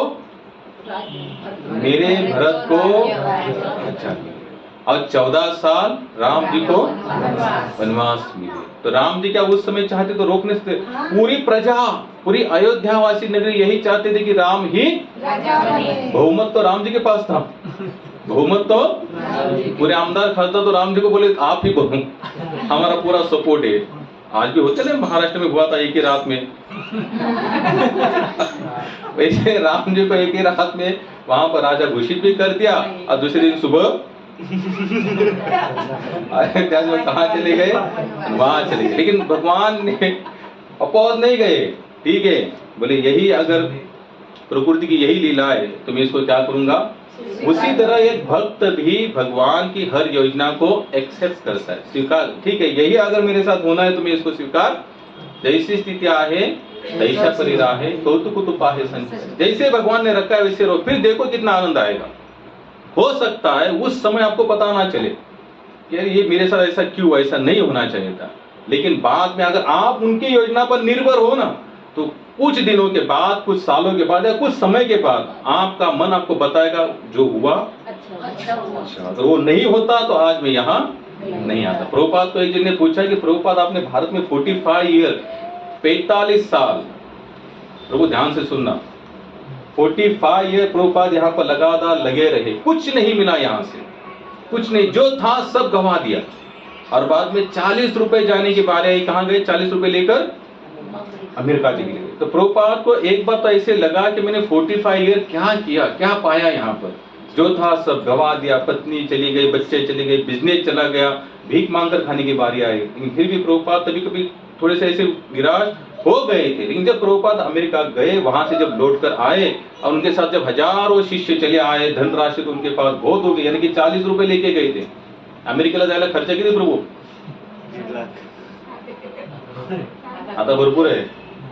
त्यावेळेला उस समय प्रभुपाद केवल 40 रुपए लेकर कहां चले गए? अमेरिका। किस लिए? भगवान नाम, कृष्ण राधा नाम का प्रचार करने के लिए। और भगवान ने सब कुछ दिया। जब प्रभुपाद जब यहाँ चले आए तो प्रभुपाद खुद कहते हैं कि उस समय अगर मुझे मिलता भारत में सक्सेस, तो मुझे बाहर जाने का कोई जरूरत ही नहीं पड़ती। लेकिन भारत में कुछ नहीं मिला, इसलिए उनको बाहर जाना पड़ा। और उनके गुरुजी का भी आदेश था, आप क्या करो, पाश्चात्य यानी कि वेस्टर्न कंट्री में जाकर भगवान नाम का प्रचार करो, क्योंकि वेस्टर्न कंट्री को जरूरत है। एक जन ने पूछा कि आपने अमेरिका को चॉइस क्यों किया? क्या कारण हो सकता है? पाकिस्तान था, बांग्लादेश था, इराक ईरान था, लेकिन अमेरिका को प्रभुपाद ने क्यों चॉइस किया? संशोधन करते हैं. हाँ, जितनी भी कंट्रीज है ना विश्व में, सभी अमेरिका को फॉलो करते हैं। हम सभी लोग देखो, अगर यहाँ पर समझ लो कल कुछ फॉरेनर अगर आते हैं ना, 20-25 फॉरेनर, ऐसे बाल यहाँ पर रखेंगे, यहाँ पर रखेंगे, मूछ आदि रखेंगे, दाढ़ी इतनी रखेंगे, तुरंत 1-1.5 महीने के बाद हमारे भी यूथ ऐसे बाल भी रखना शुरू कर देंगे। ये जीन्स पैंट ये सब ये कहाँ से आया? अमेरिका से तो आया। तो प्रभुपाद ने कहा कि पूरा विश्व अमेरिका को फॉलो करता है। अगर वही अमेरिका अगर भगवद गीता का लेक्चर देने के लिए बैठे, तो ऑटोमेटिकली हमारे भारतीय उनके सामने बैठेंगे। अगर हम जो वृंदावन जाते हैं ना, वृंदावन, अब वृंदावन देखो, एक एग्जाम्पल देता हूं आपको। वृंदावन जाने का बहुत सारे मंदिरों में कीर्तन होता है, लेकिन जो इस्कॉन मंदिर में कीर्तन होता है ना, उसकी कुछ बात ही नहीं रही। सब फॉरनर होती है, सब माताएं वो तिलक बिलक लगाकर, सब फॉरनर धोती कुर्ता पहनकर, तो ऑटोमेटिक सभी भारतीय वहीं पर रुके हुए रहते हैं और उनके साथ वो भी नाचना गाना शुरू कर देते हैं। तो प्रभुपाद बहुत बुद्धिमान थे, वो जानते थे कि जिसको जो फॉलो कर रहा है उसी को कन्वर्ट करो, तो ऑटोमेटिक उनको फॉलो करने वाले भी कन्वर्ट हो जाएंगे। तो ऐसे हमारे कौन थे बताइए, मैं कहां पर था? शाप दिला. श्राप दिया, नारद जी को श्राप दिया। नारद जी ने उसको स्वीकार कर लिया, क्योंकि भक्त किसी भी चीज को ठुकराता, जो हुआ सो अच्छा हुआ। एक बार मैं बताता हूँ, काफी लोग ऐसे यहाँ बैठे होंगे, वो कहते होंगे हमारे घर में नुकसान होगा तो महाराज को बोले जो हुआ अच्छा हुआ। अगर समझ अगर बरनी वहां से ऊपर से नीचे गिरी और कोई कहे जो हुआ, कोई सीढ़ी चलते चलते कोई गिरा, अगर हम बोले जो हुआ, तो कितने लोगों को अच्छा लगेगा। लेकिन जो प्रॉपर भक्त होते हैं ना, एक बार क्या हुआ, अकबर और बीरबल थे। तो बीरबल हमेशा कहता था अकबर को, यही समझ, देखो अकबर जो भी होता है ना अच्छा है। तो अकबर बोले ये किसी बात कर रहा है, संसार में कितने लोगों का रोज नुकसान होता है, कितने लोग डिस्टर्ब होते हैं, कितने लोग आत्महत्या करें, सुसाइड करें, फिर भी बीरबल जैसे जो हुआ सो अब देखो, औरों तक तो बात सीमित होती है, लेकिन जब आप बीती होती है ना, अपने पर जब कोई बात बीतती है ना, तो ऑटोमेटिक हमें भी लगता है ये हमारे साथ नहीं होना चाहिए। तो एक बार सुबह सुबह अकबर जूता पहन रहा था, और जूते में तो पता नहीं कहां से बिच्छू बैठा था। तो बिच्छू ने अकबर के एक उंगली को काटा और इतने जोर से दंश किया कि अकबर की भी उंगली काटनी पड़ी। कभी होता ना हमारे भी इसमें हाथ में कहीं उंगली कोई जख्म होती है, डॉक्टर कहता है इसको काटना पड़ेगा। तो अकबर की एक उंगली पैर की काटनी पड़ी। अब ये बात तो पूरे राज में किसी को, जो बड़ा इंसान कुछ होता है तो ऑटोमेटिकली उसकी न्यूज फैल जाती है। तो बीरबल ने सुना कि अकबर को बिच्छू ने दंश किया और अकबर की उंगली काटनी पड़ी। तो अकबर भागते भागते आया, बीरबल भागते भागते आया। तो अकबर वहां पर सोए थे, आराम कर रहे थे। तो अकबर जग गए। तो बीरबल ने कहा देखो जो हुआ उसको छोड़ दे, लेकिन जो भी हुआ अगर अकबर को ऐसे बोला गया जो भी हुआ अच्छा हुआ, भाई जब सत्ता हाथ में होती है ना, तो फिर पॉजिटिव बहुत अच्छा लगता है। हमारे अपोज कोई बोले, जैसे घर में जैसे कोई करता होगा ना, करता मेन, अगर उसको कोई कुछ बोलता है ना, तो क्या होता है घर में पूरा तूफान खड़ा होता है। क्या होता है? तूफान। बोले क्यों? क्योंकि वो घर का मेन है। तो अकबर को जब ऐसा पता चला, बीरबल ने कहा कि जो हुआ अच्छा हुआ, तुरंत उसने आदेश दे दिया, बोले बीरबल को काल कोठरी में ढकेल दो। बोले मेरी एक उंगली कट गई और ये क्या कहता है जो हुआ अच्छा हुआ। तो बीरबल ने उसने काल कोठरी डालने के बाद भी फिर अकबर अब कैसे बोला, बोले ये भी अच्छा ही हुआ। मैं काल कोठरी में गया, ये भी कुछ दिनों के बाद अकबर शिकार के लिए चला गया। कहाँ चला गया? अब शिकार के लिए जंगल में इतना अंदर चला गया, इतना अंदर चला गया कि वो वापस आने का रास्ता भूल गया। अब जब वापस आने का रास्ता भूल गया तो वहां पर जो आदिवासी जमात होती है ना, जैसे हम पिक्चर में देखते ना, आज भी बहुत सारे ऐसे सीन होते हैं, हीरो चला जाता है और आदिवासी को पकड़ लेते और वहां पर एक देवता होता है, उसको बलि देने के लिए सेम सिस्टम ऐसे हुआ। अकबर को आदिवासी लोगों ने पकड़ लिया, जंगली लोगों ने, और कहे कि हमको नर बलि ऐसी भी देनी थी, और अकबर तो हट्टा कट्ठा था, मांस से भरा हुआ था, बोले इसी को हम बलि दे देंगे। अब बलि के समय उसको फिर थोड़ा सजाते धजाते नहलाते, तो अकबर के पूरे वस्त्र निकाल दे, उसको नहला रहे थे। तो नहलाते नहलाते नहलाते नहलाने वाले इंसान ने देखा कि अकबर को हम बलि नहीं दे सकते। तो उसने अपने सरदार को बोले, सरदार इसको बलि नहीं दे। बोले क्यों? बोले इसके शरीर की एक उंगली कट चुकी है, खंडित हो चुका है, हमको बलि तो पूरा शरीर चाहिए, हम बलि दे सकते हैं। तो अकबर को रफा दफा करवा दिया, बोले जाओ, बोले अब तुमका बलि नहीं चढ़ेगी। तो अकबर जैसे जैसे आ गया, और उसने आते पहले बीरबल को छुड़ाया, बोले कोठरी से उसको पहले निकाला। जैसे उसको बीरबल ने निकाला, कोठरी से निकाला बीरबल को, बोले बीरबल तुमने जो कहा था सही कहा था, जो हुआ अच्छा। बोले अगर उस दिन बिच्छू नहीं काटता, मेरी उंगली नहीं कटती, तो आज गला तो मेरा पक्का ही था, मैं आज तो मरने ही वाला था। तो अकबर कहते बीरबल मुझे माफ कर रहा, मैं समझ नहीं पाया, लेकिन मैंने तुमको काल कोठरी में नहीं डालता तो अच्छा था। बोले ना, ये भी अच्छा हुआ। बोले क्यों? बोले शिकार के लिए हमेशा हम दोनों ही जाते थे, तुम बचते तो मेरी तो बलि पक्की थी। तो इसी तरह से एक भक्त भी हमेशा कहता है कि भगवान आपकी योजना मुझे अच्छी है। आप लोग एक चीज का कभी अनुभव करके देखना, मैंने तो मेरे जीवन में किया है, आप लोग कभी देख के देखना। हो सकता है उस समय मन नहीं माने, हो सकता है मन कह रहे कि ऐसा थोड़ी ना कर, लेकिन करके देखना। भगवान को स्वामी भक्तिपाद जी रोज सोते समय 2 माला इस तरह करते थे, दिन भर तो हरे कृष्ण कृष्ण कृष्ण हरे हरे, हरे राम राम राम हरे हरे। रात को सोते समय, अब वो फॉरनर थे, उनकी 2 माला होती थी, thank you Krishna, thank you Krishna, thank you Krishna, thank you Krishna, thank you Krishna, thank you. जो भी तुमने आज दिन भर किया है भगवान, मैं उसके लिए धन्यवाद देता हूँ, मुझे कोई ऑब्जेक्शन नहीं। और देखना, अगर ये मंत्र, मुझे जहां तक लगता है कि चाहे भगवान नाम की रुचि आए ना आए, लेकिन भगवान को धन्यवाद देने में रुचि करना निर्माण, फिर आप उस योजना को आप समझ पाएंगे। क्योंकि भगवान जो भी करते हैं उनका प्लान एकदम परफेक्ट होता है, हम लोग केवल उसी समय को जानते हैं। लेकिन भगवान कृष्ण कहते हैं, वेदाहम समतीतानि वर्तमानानि च अर्जुन भविष्यानि च भूतानि मातु वेद न कच्चन।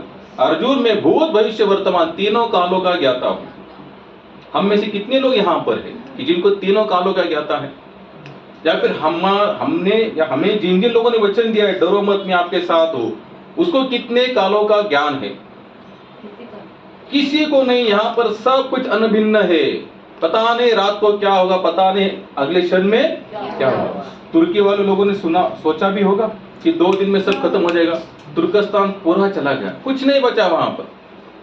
मैंने इससे पहले भी आप लोगों को बताया था कि बिल्डिंग की 3 बिल्डिंग का मालिक था 2 दिन पहले, और 4 दिन के बाद उसका नौकर और वो बिल्डिंग का मालिक एक ही लाइन में खड़े हैं रोटी के निवाले के लिए, एक ही लाइन में। भाई ये संसार ऐसा अनबैलेंस है, कैसा है? यहाँ पर कभी बैलेंस करने का इसको प्रयास मत करो ना, बैलेंस बनने का प्रयास करो। बस वो जैसे रखता है वैसे रहो, फिर हमारा बैलेंस अपने आप बन जाएगा।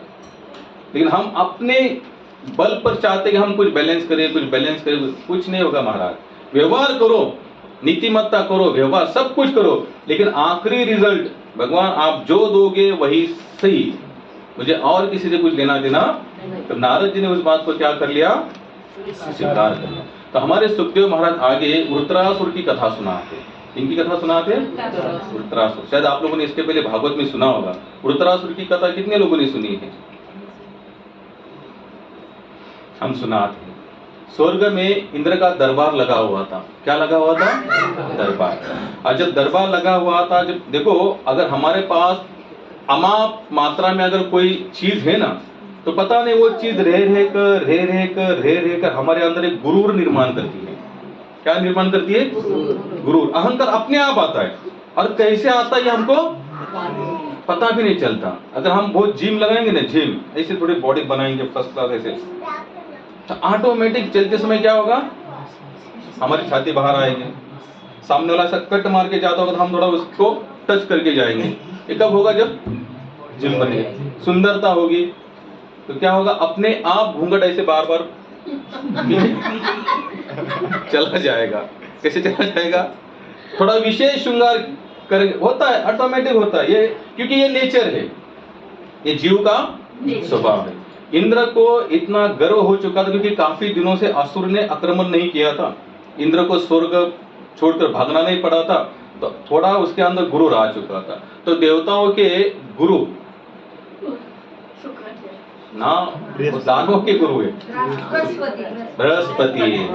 बृहस्पति जी का आगमन हुआ इंद्र जी के दरबार में। अब ये देवता के कौन है, गुरु जी है। अब गुरु जी जैसे आगमन हुआ, बृहस्पति जी का आगमन हुआ, तो सभी देवता तो खड़े हो गए, लेकिन इंद्र खड़ा नहीं हुआ, क्योंकि इंद्र अपने ही मद में या अपने ही जो कोई उसका धन दौलत संपत्ति था उसका एक उसको क्या हो चुका था, गर्व, उसके अंदर वो खड़ा ही नहीं हो पाया। तो बृहस्पति ने देखा कि इंद्र को क्या हो चुका है, गर्व हो चुका है, तो तुरंत बृहस्पति जी ने स्वर्ग को त्याग कर दिया और वहां से वो अदृश्य हो गए।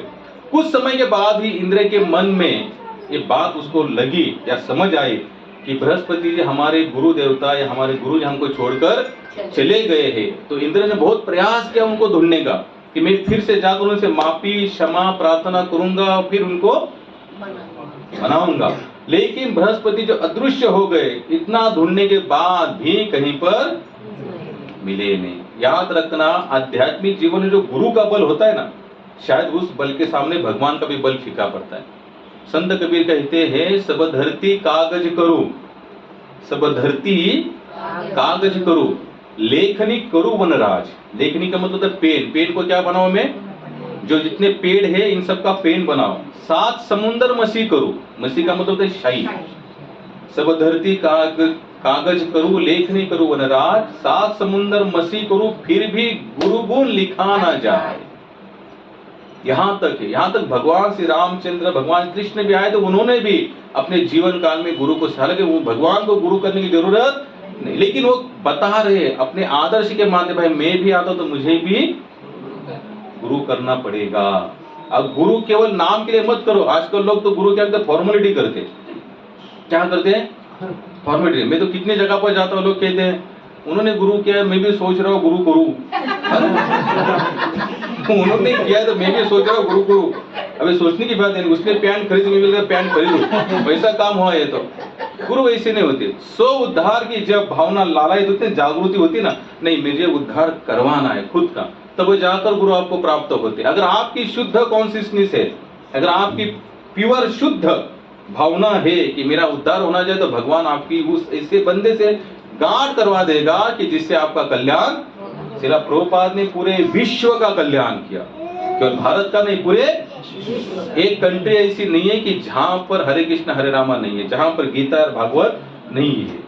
नित्यम भागवत सेवया, एक सेवा कैसी चल रही है, जैसे अभी हम लोग रात को सोएंगे और अमेरिका में फिर मंगल आरती शुरू होगी, जैसे हमारा सोने का टाइम वहां पर मंगल आरती, जितने भी कंट्रीज है ना उन सब का समय कैसे अलग अलग चलता है। तो प्रभुपाद ने कहा तो यही तो नित्यम भागवत सेवा है। भारत में हमारे भगवान शयन दर्शन कर रहे तो अमेरिका में उठ जाएंगे। तो ये नित्य चल रहा है। अरे किनकी लीला है सब, प्रभुपाद की लीला है। भगवान की तो है, लेकिन प्रभुपाद ने क्या क्या पूरे विश्व में हरिनाम का प्रचार किया। क्या करना चाहिए हमें भी, प्रचार करना चाहिए। बताइए मैं कहां पर था, बृहस्पति जी चले गए। बृहस्पति जी चले गए। एक गुरु अगर हमें अगर शुद्ध मिलता है तो क्या होता है, हमारी भी उन्नति होती है। अब ये बात असुरों को पता चली। असुरों को क्या पता चली कि देवताओं के गुरु बृहस्पति देवताओं से नाराज होकर चले गए हैं, तो देवता तेजहीन हो चुके हैं। कैसे हो चुके हैं, तेजहीन। तो तुरंत असुर शुक्राचार्य के पास गए, बोले देवता के गुरु नाराज हो चुके हैं, तो देवता तेज होने, शुक्राचार्य कहते तुरंत आक्रमण करो स्वर्ग पर तुरंत। बोले आप भी देवता आपसे जीत नहीं सकते, क्योंकि उनके गुरु ही उनसे नाराज हो चुके हैं। आज बताइए कि समर्पण कहाँ है हमारे पास। दीक्षाएं तो बहुत होती जाती है, होती रहती है, बहुत सारी दीक्षाएं चल भी रही है, लेकिन समर्पण जीरो है। कैसे हो रहा है समर्पण हमारा, जीरो है। आजकल दीक्षा लेने के बाद हम गुरु को ही सुनाते हैं, ऐसा नहीं, ऐसा होना चाहिए। अरे शास्त्र तो यहाँ तक बताता है, गुरु अगर 10 और 10 30 कहे ना, तो चेले का कर्तव्य क्या है? 30 ही कहे। कितना कहे? ये समर्पण है। हो सकता है अंधा समर्पण है। कैसे है? अंधा। लेकिन यहाँ भगवत भक्ति में अंधा समर्पण ही आपकी उन्नति कर सकता है। बहुत आंखों वाली बात यहाँ पर नहीं चलेगी। यहाँ पर जितना प्रेम से समर्पण रहोगे, भगवान आपकी उतनी गारंटी लेंगे। अब असुरों ने आक्रमण कर दिया, देवताओं को स्वर्ग से निकाल दिया। अब देवता तो काफी समय भाई दूर, सत्ता से कोई भी दूर नहीं रह सकता। एक बार आपने सत्ता इस चेयर पर बैठे ना, सत्ता की चेयर पर आप थोड़े समय के लिए नीचे आ जाओगे ना, आपको अनबैलेंस हो जाएगा आपका बॉडी। कैसे हो जाएगा? तो वो होती ना पीएस है वो ना, अगर हवलदार को अरे हम लोग कहाँ पर गए, कहाँ आ गए।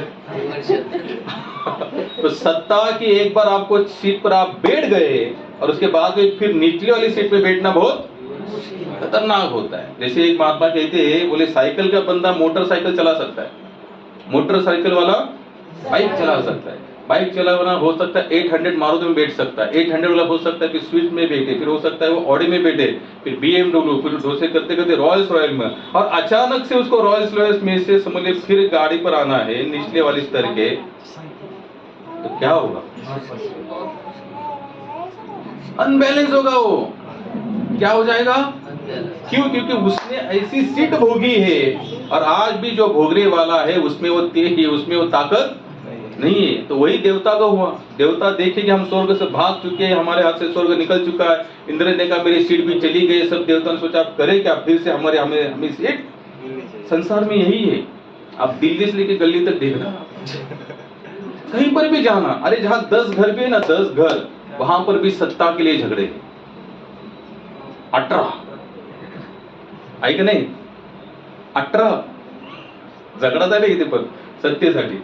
सोसाइटी में जाना, एक बंदा होगा चाहे सोसाइटी का मैं, नगर से होगा उसमें मैं, तालुका के लिए एक आमदार, जिले के लिए एक आमदार। अभी तो आएगा इलेक्शन, फिर आप सभी लोग देखना कि सत्ते के लिए कितना परेशान है सभी लोग। तो वही हुआ। अब इंद्र ने देखा कि कुछ भी करके सत्ता हासिल करनी पड़ेगी, लेकिन करे कैसे? क्योंकि गुरुजी तो नाराज हो चुके हैं। जब गुरु नहीं तब तक कुछ नहीं। गुरु मेहरबान तो चेला पहलवान। तो गुरु ही नाराज है तो चेला का पहलवान।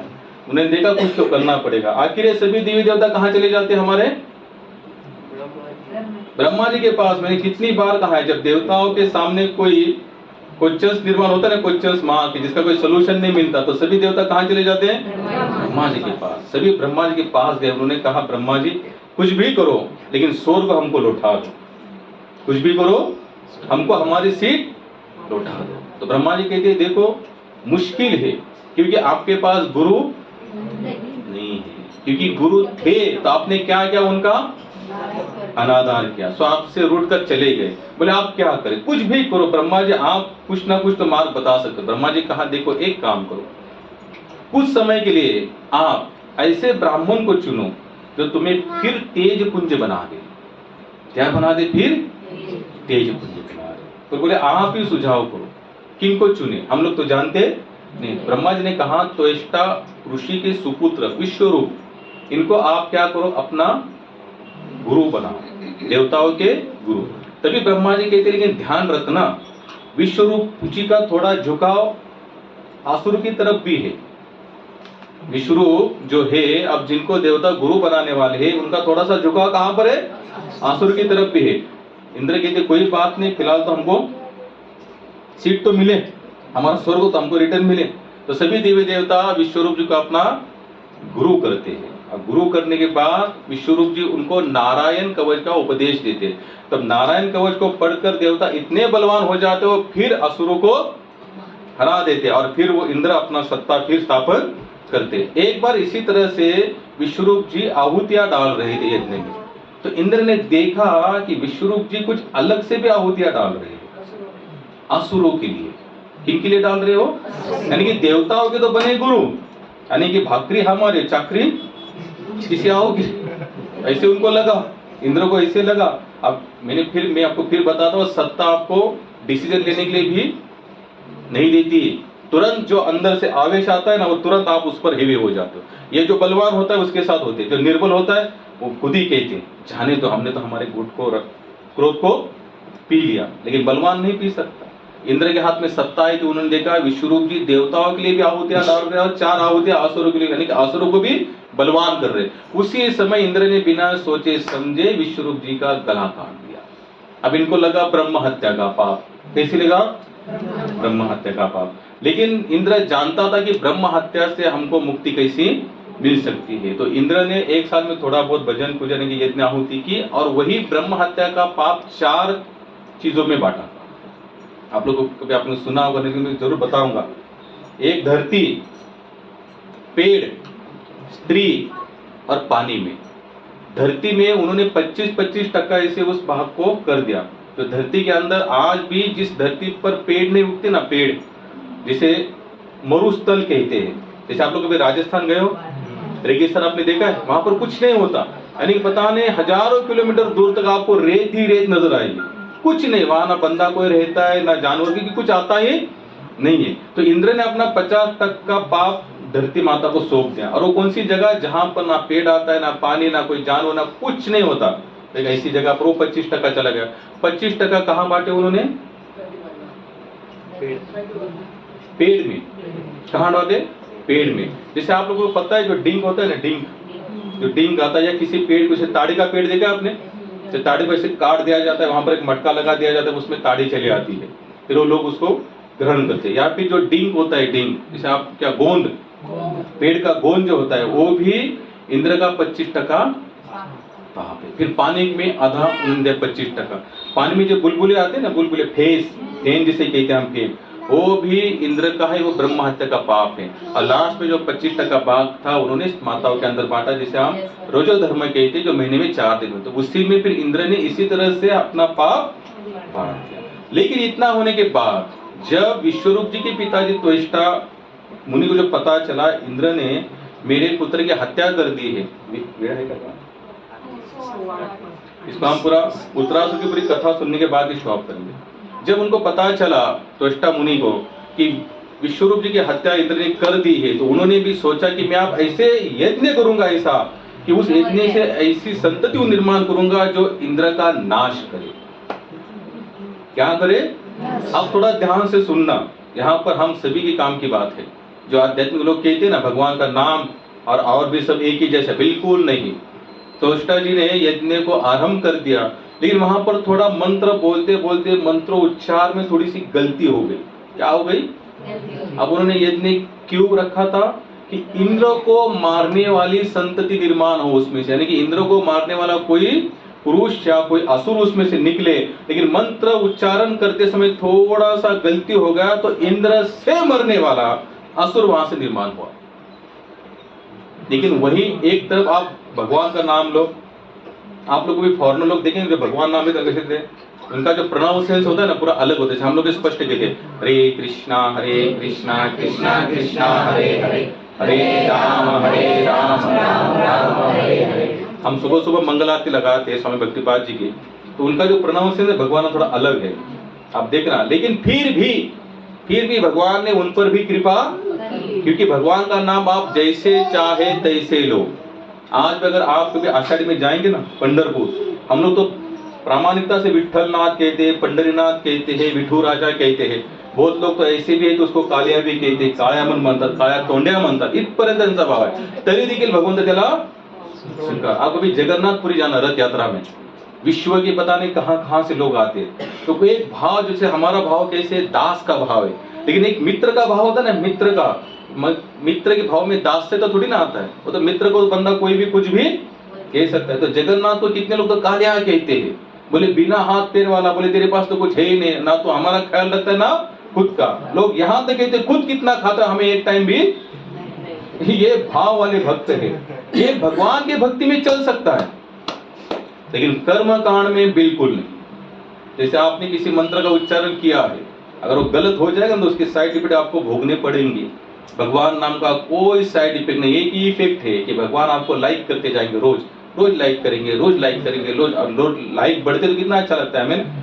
कोई पोस्ट करते हैं, कोई वीडियो लाइक, अरे 300, अरे 700, 800, भगवान तो रोज लाइक करेंगे, क्षण प्रति क्षण लाइक करेंगे। और जब भगवान लाइक करेंगे तो उसके लाइक मिलने के बाद संसार का लाइक की क्या जरूरी है। तो उन्होंने ऐसे मंत्र में थोड़ा बोलते समय गड़बड़ी हो गई, तो इंद्र से मरने वाला असुर पैदा हुआ। अब जब वो इंद्र से जैसे निकले यज्ञ से, तो काला धब्बा एक पुरुष था, आसुरी थे वो, उनका नाम क्या रखा, वृत्रासुर। अब वृत्रासुर जैसे आए तो उन्होंने स्वर्ग पर, क्योंकि उनका काम ही वो आए थे उसी चीज के लिए, तो पिताजी ने कहा बोले जाओ इंद्र को मार के आओ।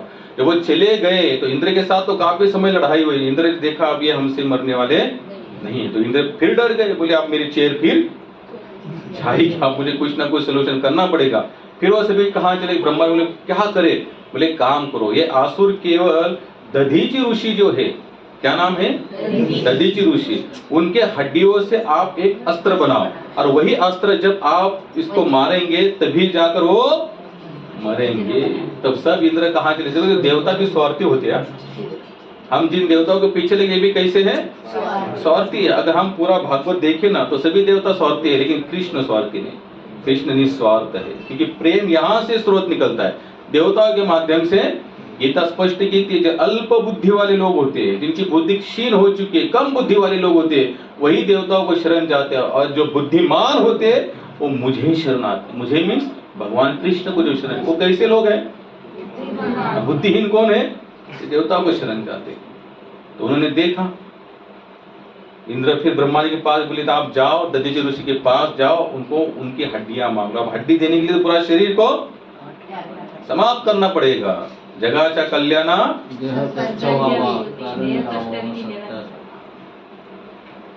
संत का एक ही काम होता है, जग का कल्याण कैसे, यही जो प्रॉपर संत होंगे वो कभी समाज में तेग निर्माण नहीं करेंगे। आजकल सीट पे बैठे हुए लोग समाज में तेग निर्माण करते, ये उनका लक्ष्य नहीं है। मैं आपको छोटी सी बात बताता हूँ कि आज ही हमने सुना, शायद कल, जैसे आप लोगों को पता होगा कि कुछ सालों पहले हमारे भारत में आशाराम बापू जी का बहुत नाम था, और अभी वृंदावन में एक महात्मा है हित प्रेमानंद महाराज करके, उनकी जैसे मैंने इसके पहले उनके दोनों किडनियां खत्म है, रोज डायलिसिस हो रहा है प्रभु, उनका रोज डायलिसिस हो रहा है, लेकिन उनका लेक्चर सुनने के बाद लगता नहीं कि इस महात्मा को इतनी तकलीफ होगी। मुख पर कायम हंसी छाई हुई थी। अभी हमारे भारत के कप्तान विराट कोहली और अनुष्का जी उनको मिलने गए थे, तो उनके पास एक जन गया और उसने कहा, मैं सच्चे संत का लक्षण बता रहा हूँ, मैं किसी का नाम नहीं ले रहा हूँ, सच्चे संत का लक्षण बता रहा हूँ। उनके पास एक बंदा चला, बोले महाराज हम बहुत साल पहले आशाराम बापू जी से दीक्षा ग्रहण की, लेकिन उनको जेल जाने के बाद हमारी श्रद्धा कमकुवत हो गई, तो क्या करें। आज के जो माहौल बना है, शायद तो यही कहता अच्छा हुआ वहां छोड़ते आप हमसे जुड़ो, लेकिन उन्होंने क्या कहा, ना बोले, वो चाहे अंदर रहे, एक बार तुमने गुरु स्वीकार कर लिया है तो फिर उनके अंदर दोष देखने की तुम्हारे पास ताकत ही नहीं है। अब जो गुरु के अंदर दोष देखे फिर वो शिष्य बना भी कहां। फिर काफी लोग कहते हैं कि हमें गुरु करने के लिए कोई ऐसा मिला ही नहीं। काफी लोग क्या कहते हैं, हमें गुरु करने के लिए कोई ऐसा, अब जो गुरु की जांच करे फिर उसे गुरु करने की जरूरत क्या है। आज भी आप गुरु को ही पहचानने लगे हो, फिर आपको गुरु करने की कोई जरूरत नहीं है, क्योंकि आप उनसे भी 2 कदम आगे निकले। तो उन्होंने कहा, बोले नहीं, आप उन्हीं के चरणों में रहो और उन्हीं के प्रति जो दृढ़ता है, जो भाव भक्ति, उसको वैसे ही बनाए रखो। ये होते एक सच्चे संत लक्षण। तो इंद्र चले गए दधीचि ऋषि के पास, बोले हड्डियों का अस्त्र बनाना है। बोले वज्रासुर नाम का एक राक्षस से स्वर्ग पर आक्रमण हो चुका है, उससे बचना, तो आपके हड्डियों से बना अस्त्र से वो खत्म हो पाएगा। दधीचि ऋषि बोले कोई बात नहीं, बोले ले लो। दधीचि ऋषि गौ माता के सामने बैठ गए, तो गौ माता ने पूरा शरीर अपनी जीवा से चाट कर पूरा मांस खत्म कर दिया, जो हड्डियां बची थी इंद्र उसको लेकर आए, उसका अस्त्र बना दिया और वृत्रासुर को मार दिया। तो वृत्रासुर से आह कर, तो अस्त्र के साथ इंद्र भी वृत्रासुर के मुख में चले गए, और 1 साल तक वृत्रासुर वैसे ही, इंद्र वैसे पेट में रहा, और 1 साल के बाद पेट फाड़ कर इंद्र बाहर आया और वृत्रासुर का देहांत हो गया। लेकिन एक बात यहाँ पर ऐसी घटित हुई, वृत्रासुर मरते समय यानी कि प्राण निकलते समय भगवान का गुणगान गा रहा था। अब आसुर भगवान का गुणगान गाए कहां तक ठीक है भाई, आसुर आसुरी कोई बात ऐसी करे, बात अलग है, लेकिन वृत्रासुर क्या कर रहे थे, भगवान का गुणगान गा रहे थे। तो वहां पर पूछा गया कि वृत्रासुर आसुर होने के बाद भी वो भगवान का गुणगान कैसे गा रहा था। तब उस समय सुखदेव महाराज कहते हैं, वृत्रासुर दूसरा तीसरा कोई नहीं था, ये चित्रकेतु नामक राजा था, गए जन्म में चित्रकेतु नामक राजा था, इसके 1 करोड़ रानियां थी, लेकिन किसी से इसको संतति नहीं थी। नारद जी अंगिरा ऋषि एक बार वहां पर पहुंच गए, उन्होंने कहा कि चित्रकेतु आप क्यों नाराज हो, निराश क्यों हो? तो कहते बोले इतना बड़ा साम्राज्य लेकिन भोगने के लिए कोई संतति है नहीं, बोले क्या करें? तो नारद जी कहते देखो मैं दिव्य दृष्टि से देखता हूँ सौभाग्य में है या नारद ने देखा, अंग्रेज ने देखा तो बोले तुम्हारे भाग्य में ही संतति सुख नहीं है, तुम इसका प्रयास करो भी मत। लेकिन अब वो चित्रकेतु जान चुका था, अगर नारद जी अंग्रेज से इतनी दूरदृष्टि रखते हैं, तुम्हाला बोर झालं का? आपण कथा में तो संपूर्ण हरे कृष्णा कृष्णा कृष्णा हरे हरे, हरे राम राम हरे हरे। क्या हो रहा है हमारा भागवत अगर ऐसे चलता रहा ना तो शायद कितने लोग रहेंगे कितने लोग जाएंगे पता नहीं क्योंकि मरने का कोई गारंटी नहीं, चांस पूरा है देखिए कोई गारंटी नहीं, कभी भी हम लोग टिकट कर सकता है, पता नहीं कल किसका है, हो सकता है हमारा भी हो। इसलिए प्रयास इसलिए आप लोग थोड़ा ध्यान से सुनना। तो जब मैं कहाँ पर था याद दिलाओ मुझे, चित्रकेतु राजा थे, 1 करोड़ रानियां थी, एक से भी संतति नहीं थी। संतों ने कहने के बाद भी चित्रकेतु ने हट किया। अब हट करने के बाद हरे कृष्ण हट करने के बाद बोले कुछ भी हो लेकिन आप कर सकते हैं। अब भाई संत तो संत होते हैं, अब दधीच ऋषि पूरी अपनी हड्डियां दे सकते, तो क्या नारद जी अंग्रेज से एक संतति नहीं दे सकते क्या? तो बोले ठीक है तुम्हारे हट के कारण दे रहा हूं, लेकिन याद रखना है नहीं भाग्य में। बोले जो अभी तो दे दो फिर देखा जाएगा आगे का आगे जो भी हो। तो उन्होंने फल दिया। अब 1 करोड़ रानियों में एक फल के तो टुकड़े हो नहीं सकते, 1 करोड़ तो किसी एक ही रानी को खिलाना पड़ा, तो एक ही रानी को खिलाया तो उसी से संतति निर्माण हुई, उत्पत्ति हुई। तो राजा का उस रानी के प्रति विशेष आकर्षण हुआ, यानी पर डे। आप देखो जब तक संतति नहीं थी तब राजा का सभी के लिए समभाव था। अब जिससे संतति हुई तो उसके प्रति विशेष थोड़ा ध्यान जाने लगा, उस जो संतति जो लड़का हुआ था उसके प्रति भी।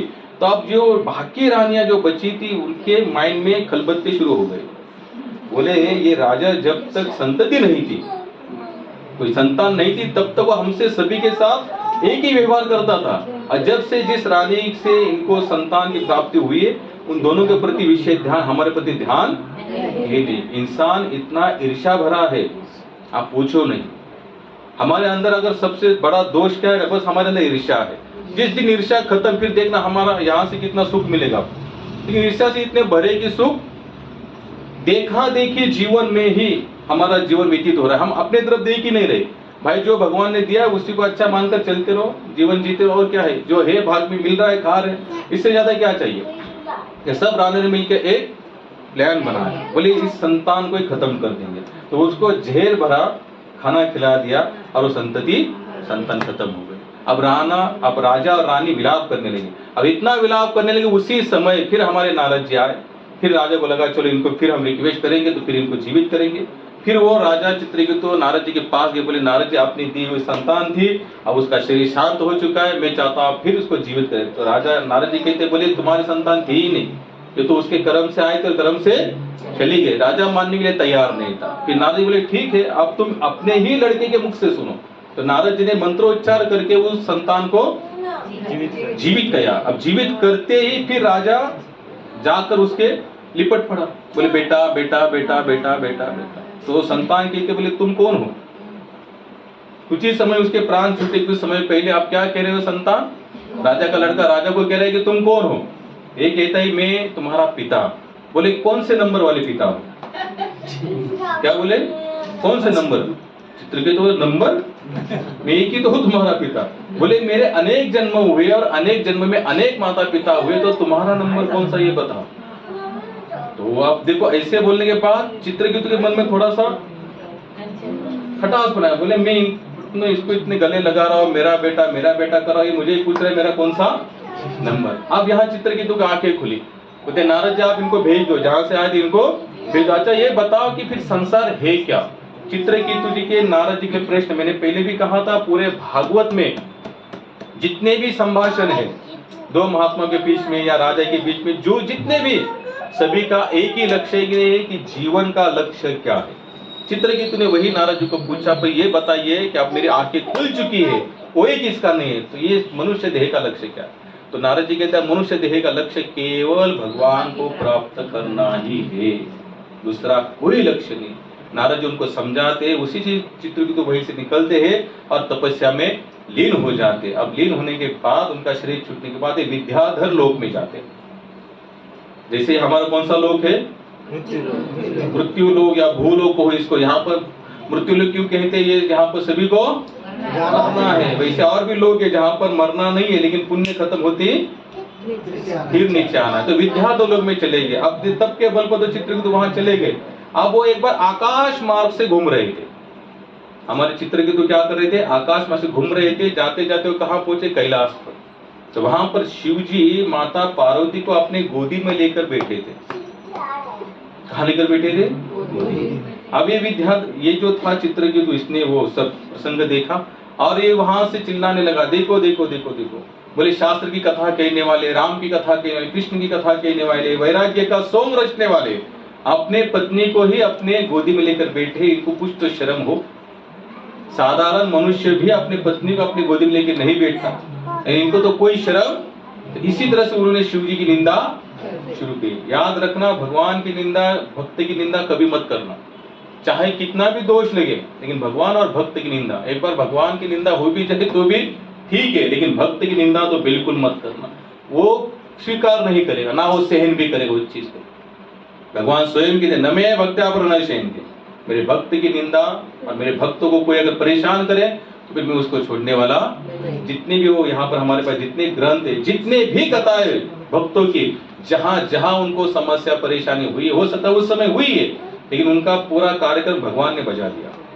क्या किया? बाद में पूरा कार्यक्रम भगवान ने बजा दिया। यहाँ पर उन्होंने देखा तो माता पार्वती रुष्ट हो गई, नाराज हो गई और उन्होंने श्राप दे दिया। बोले आसुर जैसी तुम्हारी बुद्धि है, बोले जाओ तुम आसुर लोक में गिर पड़ोगे। तो उसी समय चित्रकूट को समझ में आता है कि मैंने इनके चरणों में अपराध किया। फिर चित्रकूट माता पार्वती के पास बोले मुझे क्षमा करना, मैं जैसे तैसे कर कर किसी भी तरह से मैं इस लेवल तक पहुंचा था, आपने फिर मुझे आसुर बना दिया, मैं भगवान से विमुख नहीं रह सकता, मैं भगवान से। देखो हम कितने आध्यात्मिक है, इस बात की जांच हम खुद कर सकते। अगर बिना भगवान के देखे अगर एक दिन भी चला जाता है तो समझ लेना हम भक्ति में, बिना भगवान का जप करते अगर हमारा दिन चला जा रहा है तो हम भक्ति में, खाते समय अगर कृष्ण भावना से प्रसाद नहीं ग्रहण करे तो हम भक्ति में नहीं। तो ये कहता है कि मुझे माफ करना, गलती हुई, अब मैं भगवान से विमुख नहीं रह सकता। भले आपने आसुर बना दिया तो कोई ऐसा भी वर दो कि मुझे फिर भगवान का स्मरण। माता पार्वती फिर दया दिखाती, उनको फिर एक आशीर्वाद भी मिले, तुम आसुर भी बनोगे लेकिन उसी समय भी तुमको भगवान का स्मरण रहेगा। तो वही चित्रकूट राजा कौन बनकर आए थे? वृत्रासुर बनकर आए। तो ये हमारे भागवत का छठा स्कंद था, इसमें से हमने कथा सुनी, वृत्रासुर की कथा सुनी ही। हरे कृष्ण।